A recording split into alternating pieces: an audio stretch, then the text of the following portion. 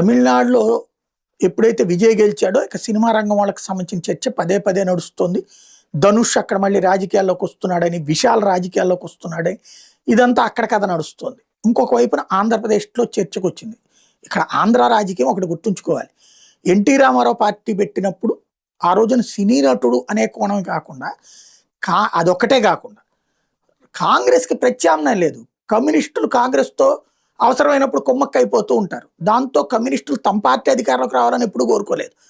తమకి పదవులు వస్తే చాలని కోరుకున్నారు. దాన్ని కాంగ్రెస్ అడ్వాంటేజ్గా వాడుకునేది. దాంతో ప్రతిపక్షం లేదు. అప్పుడు ఎన్టీ రామారావు అవకాశం వచ్చింది, సక్సెస్ఫుల్ ఇది. ఆ తర్వాత సినిమా వాళ్ళు ప్రయత్నించినటువంటిది ఏమైంది? కృష్ణరాజు కాంగ్రెస్ పార్టీలో బీజేపీలో చేసినప్పుడు ఓసారి గెలిచారు, ఓసారి వాడారు. వాళ్ళు ఏం రాష్ట్ర వ్యాప్త నాయకత్వాలు చేయలేదు. రాష్ట్ర వ్యాప్త నాయకత్వం ఆ తర్వాత తీసుకొచ్చిన చిరంజీవి ఫెయిల్ అయ్యారు. నిలబడి ఉంటే కనుక కొనసాగి ఉండేవాళ్ళు. తర్వాత మళ్ళీ పవన్ కళ్యాణ్ ఫెయిల్ అయ్యారు, మళ్ళీ నిలబడ్డ ఇప్పుడు గెలిచారు, అంతవరకే.